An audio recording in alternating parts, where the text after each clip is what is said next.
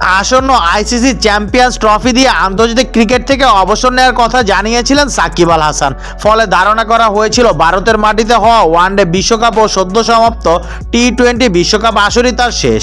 কিন্তু বিসিবিকে দেয়া এক সাক্ষাৎকারে আরও বিশ্বকাপ খেলার ইচ্ছার কথা জানিয়েছিলেন সাকিব। এবার নতুন করে নিজের ক্যারিয়ার ভবিষ্যৎ নিয়ে সাবেক এই টাইগার অধিনায়ক কথা বলেছেন। গতকাল যুক্তরাষ্ট্রে মেজর লিগ ক্রিকেট খেলতে দেশ ছেড়েছেন সাকিব। তার আগে হযরত শাহজালাল আন্তর্জাতিক বিমানবন্দরে তিনি গণমাধ্যমের মুখোমুখি হন। সেখানে ক্রিকেট ক্যারিয়ার ভবিষ্যৎ নিয়ে সাকিব বলেন, নিজের জন্য কোনো প্ল্যান নাই, এখন প্ল্যান হচ্ছে 2টি টি-20 টুর্নামেন্ট আছে আমাদের সামনে। একটা যুক্তরাষ্ট্রে মেজর লিগ ক্রিকেট যেটার জন্য যাচ্ছি, এরপর আছে গ্লোবাল টি-20 যেটা কানাডাতে। 2টা টি-20 খেলি, দেখি আমার নিজের কি অবস্থা। এরপর দেশের জন্য তো ইন্টারন্যাশনালে আছে পাকিস্তানের সঙ্গে টেস্ট সিরিজ। আপাতত প্ল্যান অতটুকুই।